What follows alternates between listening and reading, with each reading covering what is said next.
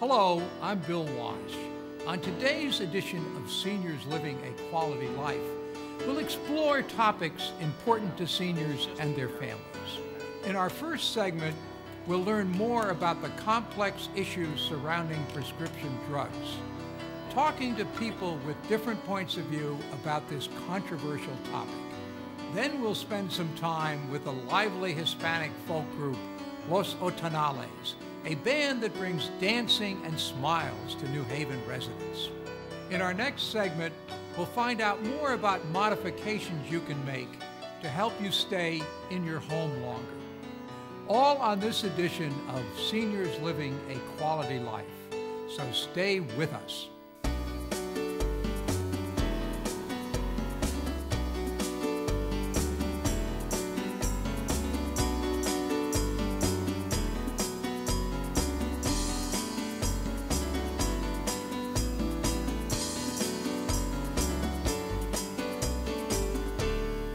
First up, we'll hear different viewpoints on the prescription drug debate.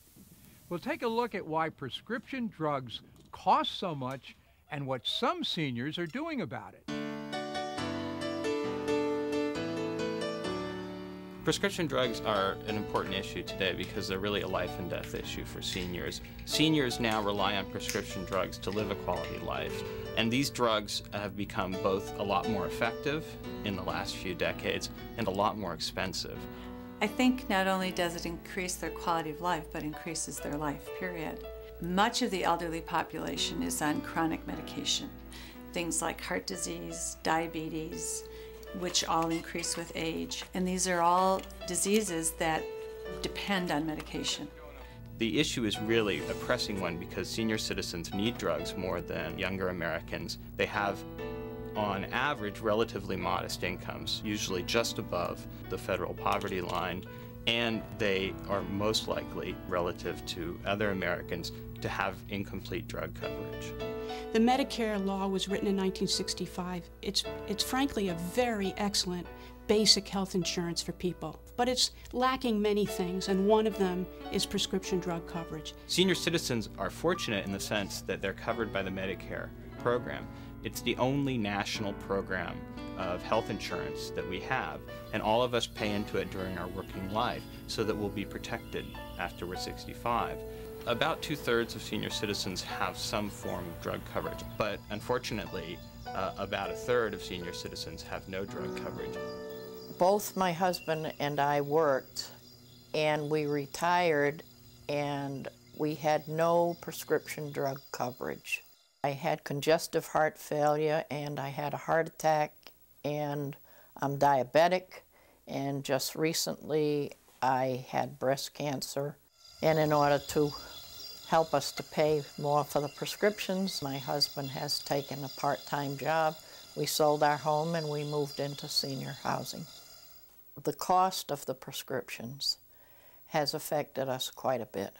They cost me about $8,000 for mine in a year's time, and it's more than we can afford to pay. It happens almost on a daily basis where a patient, not just seniors, but particularly seniors, will say, I simply can't afford that medication.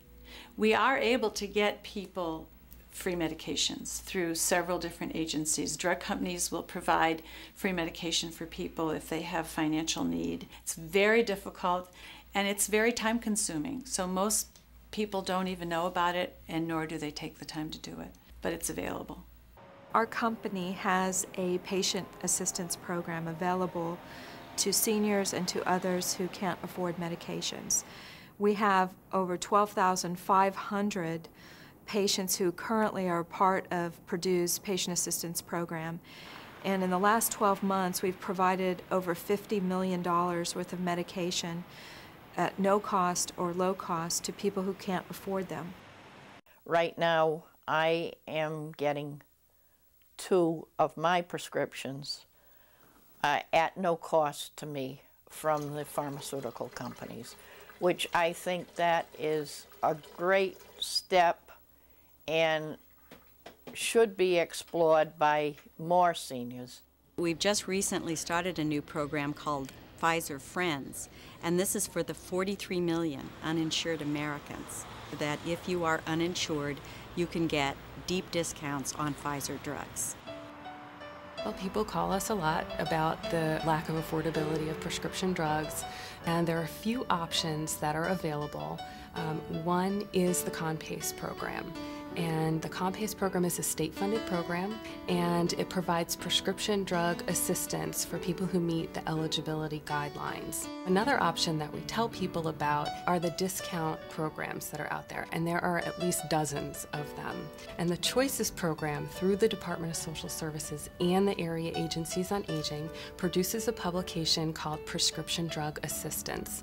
And in that booklet, we have information about each of these types of programs and what questions to ask if you're interested in joining one of these programs. Because you had called us, we had called doctor and we had asked them if one of these other two medications could be used so that it would be less expensive for you. Prescription drugs are much more expensive in the United States than in other countries because we have so much less regulation of prescription drug prices. On average, prescription drugs cost 35% to 55% more in the United States for comparable drugs than in other countries. Prescription drug prices are less in other countries because other countries have put price controls on drugs. A lot of the most important new medicines are not necessarily available in those countries, and the pharmaceutical R&D that we do in companies like Pfizer only takes place in America. In the United States, I think our culture is one of innovation, is one of wanting the best treatments at the most rapid times that we can have those treatments available. We have a commitment as a country, I believe, to cure diseases, to ensure that patients within our country have the best quality of life available. And to have that occur, it means continually innovating, developing new products and new drugs. So ultimately this issue comes down to a trade-off between lower prices on the one hand and the possibility of hurting the development of new and effective drugs on the other. At the moment, we've tilted very far in the direction of having a very passive approach to drugs that allows the prices to grow unchecked. No, we don't control the price of drugs just like we don't control the price of automobiles or televisions. We are a capitalist society and we believe in the free market. And the market sets the price. Well, a lot of our clients are seeking other means of getting drugs outside the country, sometimes online. We have too many people splitting pills, taking them in the morning rather than the morning and the evening. We're very concerned about that. We do know that our clients are boarding buses and sometimes going to Canada to get their drugs at a lesser cost. One day I saw a write-up in the paper about a bus that was going up, a bus trip going up to Canada, where people could save money on their cost of their prescription drugs. I was accepted to go on the bus trip. The only out-of-pocket expense for any of the seniors is a $25 American to be seen by a Canadian doctor and have him rewrite our American prescriptions into Canadian script. On the first bus trip, I saved about $2,500 on the cost of my prescriptions as opposed to what I would pay for them in the United States for a 12-month period. Research and development is an expensive process. It takes a lot of studies and testing that need to be done. There's a lot of compounds that never even make it to the point of clinical testing. It takes about 12 to 15 years to bring a medication to market, and that's at a cost of over $500 million per drug. My own view is that we could bring down the cost of pharmaceuticals quite substantially without putting a significant dent in innovation.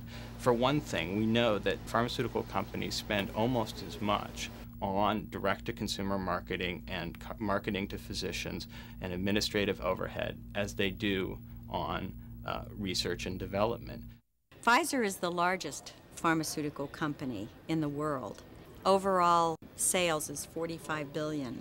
and we spend about $7 billion or more a year on pharmaceutical R&D. We do spend overall more on marketing than R&D, but a lot of that marketing is giving you free samples and educating physicians on our important medicines. We have a bit of a difficult relationship, I think, at times with drug companies. They certainly help us with learning about new drugs, and they certainly provide us with samples. But I think it's very easy to be influenced by the medications that the pharmaceutical agency's rep puts on our shelves. I think we need to pay for some research and development to improve drugs over time. But I don't think we need to have the United States citizens and Medicare pay for all the advertisements and all the very high profits that are made on drugs. The pharmaceutical companies do not control the price of drugs. We do not control what is charged to you at your local pharmacy. So you might want to shop around and call around to different pharmacies and find the best price. Medications are an invaluable tool to millions of seniors. Taking medications effectively and appropriately as their physicians have prescribed them oftentimes decreased healthcare costs overall by decreasing hospitalizations, by decreasing emergency room visits, by decreasing surgeries even. It's absolutely valid to note how much has to be sunk into research and development, but at the same time, I think it's important to recognize that drug prices are not like the prices of other consumer goods we buy for a number of reasons. For one thing, they're essential to the health and well-being of millions of Americans. Seniors just can't afford to pay the exorbitant prices that the drugs are being sold for now. I feel angry about it, and I have been very vocal about it. I have gone to many senior groups and explained to seniors the different ways they can save money. It's really more the structure of the healthcare system and how drugs are paid for or not paid for by insurance companies that is really causing the problem. I think there could be significant savings if the government would negotiate, for instance, on behalf of all 41 million Medicare beneficiaries. I think those Medicare beneficiaries would have a much lower set point for the drugs for which Medicare is going to pay. It's sad when it has to come to this, where the oldest, most vulnerable people that live in the United States are being used as pawns in a drug situation for the medication that they need to sustain their quality of life. This will be a pressing political issue at the national level and in the state of Connecticut for years to come. Medicare, senior citizens' drug costs, and how we as a society are going to deal with the glaring problems in our healthcare system are all at the heart of what it means to be a caring society and what it means to effectively manage our national resources. We are going to be fighting this debate for many years to come. Get ready to salsa as we join this lively band that brings Puerto Rican folk music to the residents of Casa Otonal in New Haven.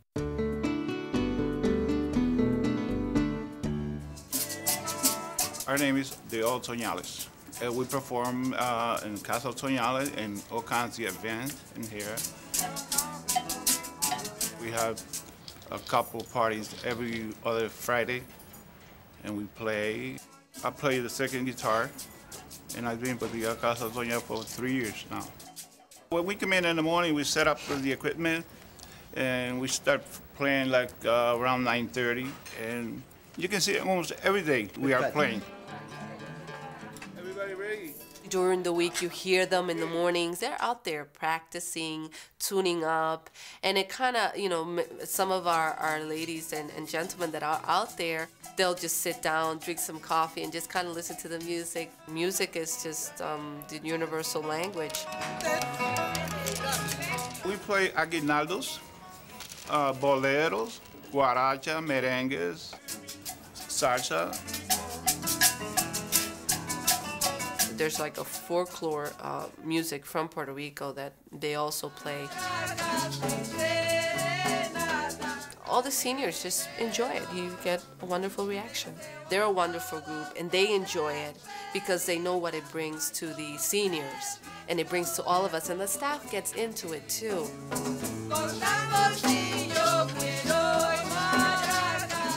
My name is Hector Rivera. I play la güiro. I like to singing, playing. I like to be in a group. 1, 2, 3. I feel so great. I play for them, for the people. They like the way we play. Oh, I like the music. I like everything because all the time he got music. He got music, he dancing.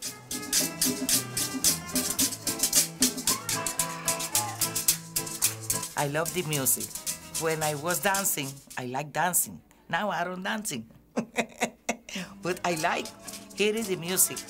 My name is Cristino Fontanes. I'm from Calle, Puerto Rico. And I find a part-time job with the Casa Toñal, and I try to teach people how to play guitar and read music. We have a good mind, good respect, and we're doing the things with our heart. We try our best to, play all kinds of music. We keep the culture going. I think we get a better reaction from people seeing our age. We might be off in the outside, but inside we were like 15.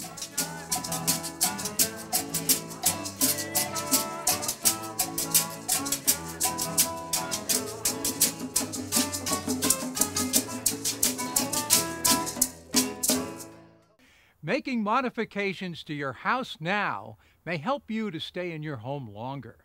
Next up, I'll tell you about a project I've been working on called the Middletown House.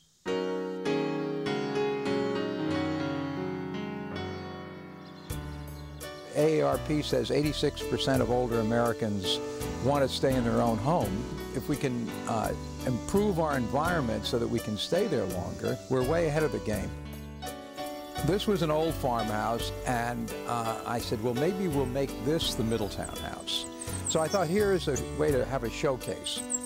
And I got together with my daughter, who's an architect, and we thought, well, let's see what we can do to make this a completely accessible ground floor house with a caregiver apartment on the second floor. Well, the overall goal was to design a house for an elderly person or couple that would allow them to live in it safely, as independently as possible, for as long as possible. The four main ideas that I always tried to keep in mind while designing the Middletown House were safety, independence, adaptability, and attractiveness. I think one of the most important things in designing this house was to think about how you would go from the outside into it and make that as easy as possible. We have a garage. You drive into the garage, you push your little button, there's an automatic door opener, the door opens, we walk in, and we walk in at a level entrance. See, what's really nice about this, it's very easy access into the house. Level entrances right into the garage. Most houses have a step there. And then the kitchen, of course, is another completely accessible room with a lot of features that make it easier to prepare your meals and everything. All of the cabinets, the lower level ones, are just pull-out. So it makes it much easier than if you had to dig in the back. And then you can see here, these are all open, and you don't have to, you can reach in there, put your glasses in, not have to worry about reaching high cabinets above you. And then this is the very simple dishwasher. And then I have another really interesting feature. These are wonderful little controls, all lever controls. And then another interesting feature is this, you can get in here if you want to sit down. You don't have to, you can cook and put your pots on there seated. And this is fun. See how the control goes? It gets, as it gets hotter, it's redder. So it tells you right away what's happening. And then there's a very wide hallway into the bedroom, and there's a super bathroom in there. And then we can go right into the walk-in shower area. The floor is completely non-skid when wet, and we have our whirlpool with these grab bars, attractive grab bars that can be moved to meet the needs of anybody. And then we have our walk-in shower. We sit down and we can grab this, and you can shower yourself or have someone help you, and you really end up with a very, very easily functioning bathroom, which makes it life easier for anybody. The second floor has a caregiver apartment. So the idea is, if you get to a point where you need a caregiver, that person could have their own apartment, and they could then maybe help you in the morning and the evening, and you'd be able to continue to stay in your home and not have to go into a nursing home. Independence is the American dream, in a way. To lose independence is to lose a lot. And if through design you can help maintain independence, great. I've lived here only for 9 months. Before this house, we lived in a rather large house. And so this is what many people do. They do sort of stage down. And moving in here has been absolutely a boon. As you can see, you know, there are all kinds of conveniences in this house. The other big issue in this house is lighting. Now, for an average person, they don't have to go to the extent of putting in all new lighting, but the idea is to show what you can do here. The light comes in on the darkest days of winter. It comes in through these skylights. The importance of the light, yes, it buoys the spirits. I think if you're widowed, it's terribly important to have the sense of being close to nature, having the light come in, being able to walk out, to look at birds, to look at the changing seasons, and somehow that's very consoling. And the ease of living here is consoling.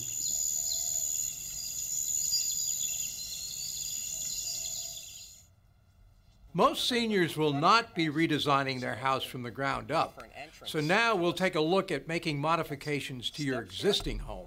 When I get to a home, the first place I go is to the outside of the house, the front and the back, to check the entrances. How easy is it to get in, and the lighting around the doorway. For yourself, it looks very safe. You've got a nice set of railings on both sides. The steps don't seem too steep. They seem standard size.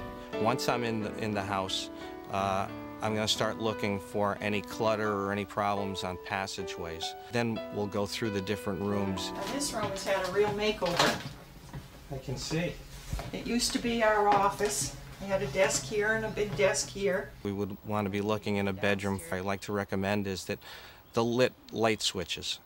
This is a typical light switch in most homes, but what I like to see is the one that's in the bathroom, the one that's in the hallway, and the one that's in the bedroom. I like to see lit, so that when a person gets up in the middle of the night, if they're a little disorientated, they can find that light switch very easily.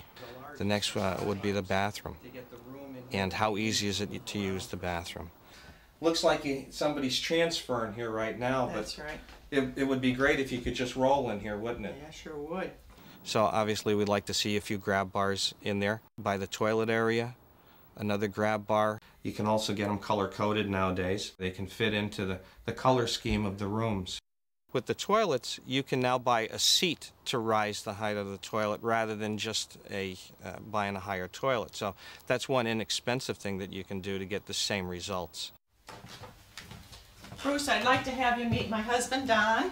The other key room is the kitchen. I like to see what type of stove is in there, if it's electric or gas. I get a little nervous with the gas stoves as a person gets pretty far along in age, because you worry about something being and left on. We got a hot kettle here, and you're going to reach across to work the controls. That tells me that there's a potential problem. Some steam coming out of there. I like to have the ones with the controls on the front myself.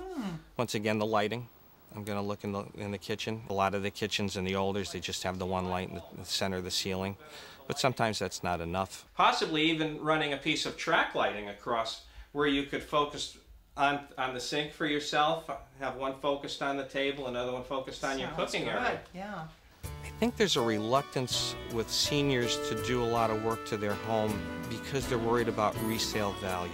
And it's sad in some ways, because I think that we have to train ourselves to think safety first and the home is there for the person that's living in it.